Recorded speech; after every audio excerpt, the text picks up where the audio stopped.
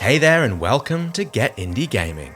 As we get closer to the end of the decade, today, we're going to take a look at 20 of some of the best, most overlooked indie games, our hidden gems, you might have missed when they first came out.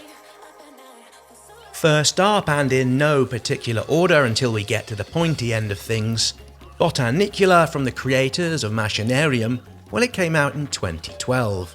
It's a heartwarming adventure point-and-click offering that, while fairly relaxing to play, there are moments where you do need to be quick-witted and have reasonably fast reflexes. The graphics are gorgeous, as are the sound effects, and the characters you meet along the way all ooze a delightful amount of charm. Let's continue at number 19 with Pony Island. Here we have a suspense puzzle game I've been back to play on numerous occasions over the years. It's laugh out loud funny in places where you're playing in a world that sees you trapped within a malfunctioning arcade machine, devised by Satan himself. Pony Island is one of those games that's full of beans, surprises, and it delights in smashing through the fourth wall. Up now at number 18. Holedown came out in the summer of 2018 and more recently onto the Nintendo Switch. This takes the brick-breaking concept to a whole different level. Things start simple enough, you get a single ball to bounce around, and yet soon enough you're playing with dozens of them all at the same time, where getting a lucky bounce from time to time is just as important as, actually being good at playing it. This is a beautiful hidden gem, and I've loved playing this again on the Switch. At number 17, Rain World is a survival platformer where you play as a slug cat. Here you're tasked with finding your lost family within a brutally hostile environment. While in places Rain World does suffer from some obscure signposting, there's plenty of delight to be had not only in appreciating the finely rendered 16-bit aesthetics, but also from battling through a game that's every bit as challenging as, say, Celeste or Cuphead. First built in Adobe Flash in early January 2010, before getting a C++ port onto Windows the year later, well, I've no real idea on how to pronounce this one, so I'll simply call it V, and I'll leave it up to you to figure out how you might want to call it. Unlike most platformers, here you're not able to jump. You can, however, change the direction of gravity, which means you can fall upwards or downwards. It's terrifically unforgiving in a similar way to, say, games from the C64 era, although the numerous save points along the way are a welcome modern addition. At number 15, and first coming out in November of 2011, To the Moon is a sci-fi adventure that's centered on two doctors stepping into the memory of a dying man, and in doing so, they're able to paint an entirely different life inside his head, meaning for even the briefest of moments when he awakes, he does so to the memory of having had the perfect dream of a life. To the Moon is one of those really simple and yet deeply moving experiences.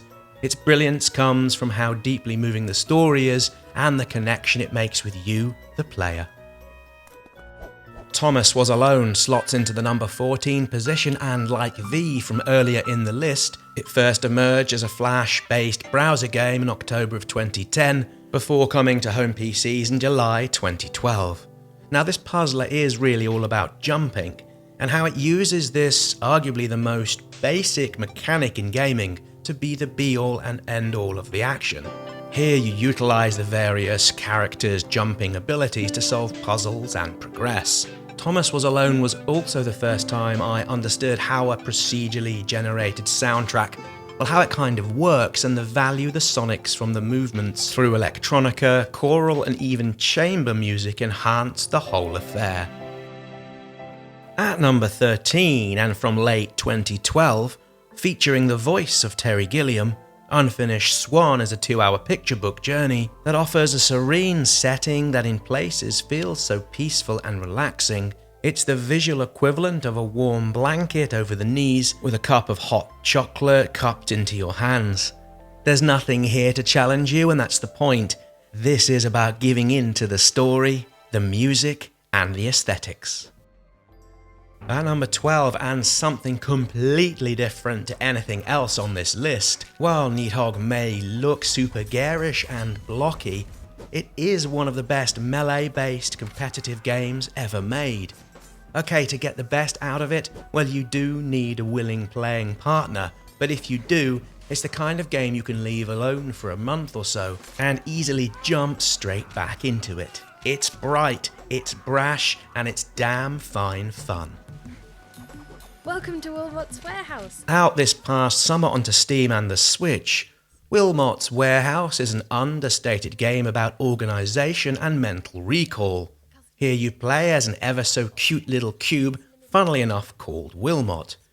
You're asked with delivering combinations of items to a service hatch, and while more and more things come to the warehouse, it's up to you to rack and stack the items in the best way you see fit. The ending when it comes is a tad blunt, although there's plenty fun to be had coming back for the expert mode, or just to have another go at this innovative little puzzler. At number 10 from late 2012, Dead Pixels isn't just one of those side-scrolling wave-best shooter efforts. While you do, of course, shoot wave after wave of the undead, it hides a really well-implemented inventory management system, where you're limited to what you can carry and how many bullets you have at your disposal.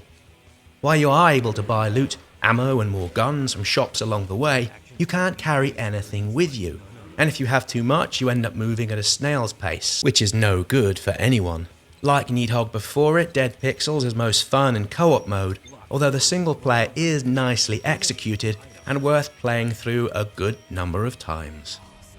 At number 9, long and possibly short-term followers of Get Indie Gaming, well, you'll all understand my favourite games tend to come from the Metroidvania side of things. And that's what we have here in Sundered.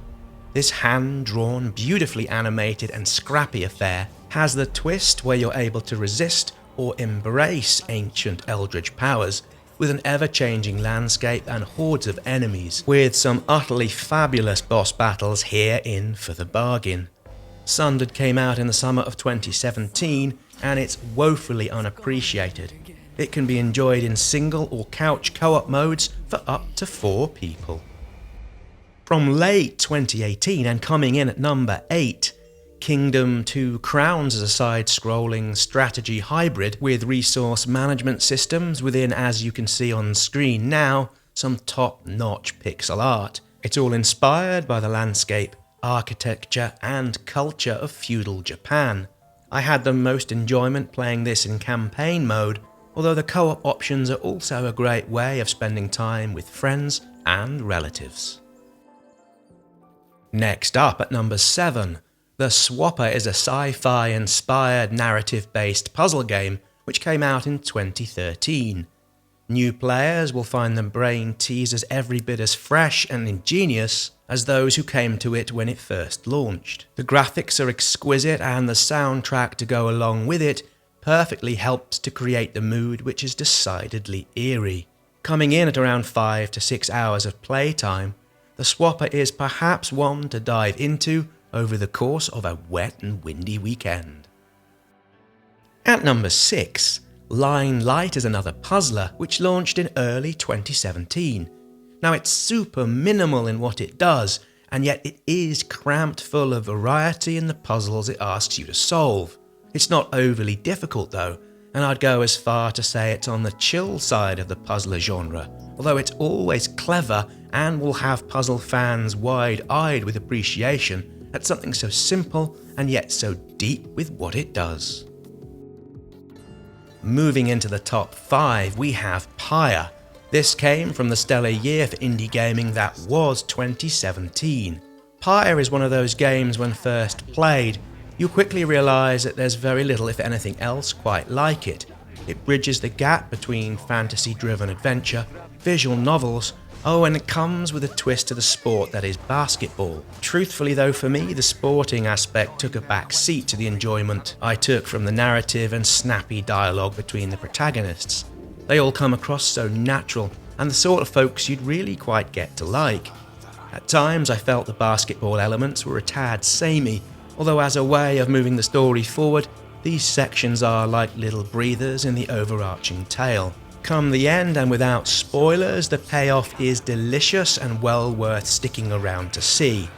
Pyre is a very, very underrated indie game hidden gem. At number 4, Monolith is another game from the summer of 2017, although one I had only played in the last month or so, and it is one heck of a roguelike that hardly anybody seems to know about. As should be apparent, Monolith is a top-down shooter that at times often feels so fast-paced and frantic it can be really overwhelming. I simply adore it. It puts me firmly back inside the smoky environment and sticky floor of the arcades of my youth, and I'm exceptionally grateful for it doing so. I might not have the reactions I once did, but this bullet hell is one heck of a trip down memory road, although it is beefed up with modern methods and tricks to keep it interesting from start to finish. I've had about 50 or so hours with this, and Monolith, in a word, is an utter marvel. At number 3, Escape Goat 2 sees you play as the titular purple goat, where you must escape from a series of rooms, each with them having a puzzle package for you to solve. While there are story elements about saving the souls of sheep and other goats, all that feels very much in the background. The real winner at play here is of course the puzzles, which often have you seeing environmental-based threats away, such as dodgy electric wiring or bottomless pits. Experimentalism is key here and makes Escape Goat 2 so wonderful to play. Time simply vanished whilst playing, which perfectly describes what this game offers. It's playtime for adults and kids alike, and like all good puzzle games, when you do get on top of things and find a solution, it makes you feel ever so clever for having done so. Escape Goat 2 is, to my mind, the most underrated box room-based puzzle game of the past decade. Our runner-up for the best indie game hidden gem of the decade is Transistor, which released in May 2014 on home PCs, with it later coming to pretty much every other platform. As a hidden gem, well, it is to me, although having sold over 1 million units since launch, it's quite clear Transistor made quite the impression, so if like me you came to it late, well there you go. Some things really do just slip through the cracks, but I digress. Transistor is an isometric game that uses real-time and a kind of turn-based time-delay combat sections. The aesthetics and accompanying soundtrack are first-rate, and better than most, with them oozing style and charm. I liken Transistor to Bastion with its storytelling and world-building, with it also offering an action RPG which allows for the player to adapt their favourite playstyles accordingly to fit with what it wants you to do. Again, I stress, I came to Transistor super late in the day. I'm perfectly happy to have it here at number 2 in the games that might have passed you by when they first launch. If you are, like me, a fan of Bastion, and you haven't yet seen this one, it's hugely recommended.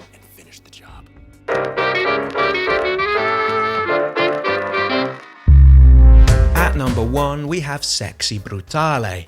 At its core, a puzzler which gave us some of the best and finest musical scores of any indie game ever. Set within a sprawling mansion, you find yourself at a masquerade ball where the guests are being killed off one by one by the mansion's staff. You play as an aging priest, and it's your job to foil the various murder plots. You do this by manipulating time to aid your progress. Patience is key here to solve the puzzles and prevent the murders. You need to observe the characters as they go about their business by hiding in wardrobes or spying through keyholes, which will help you figure out how to stop the killings.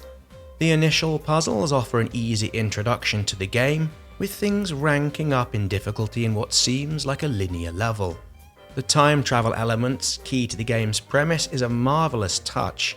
The day rolls back to 12 PM each time something goes awry, although thankfully what you've learned during the course of the day, for example passwords to the memory of hidden tunnels, stay with you so you're better prepared to stave off the murders before they happen.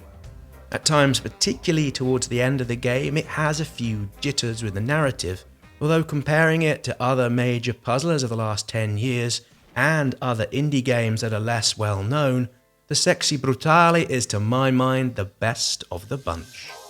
And with that, many thanks for watching. If you've liked this video, please don't forget to click that like button. Be sure also to let me know your thoughts on these games and any we might have missed down in the comments. If you haven't, now would also be a superb time to subscribe to the channel to stay up to date with all things indie gaming. Thanks once again.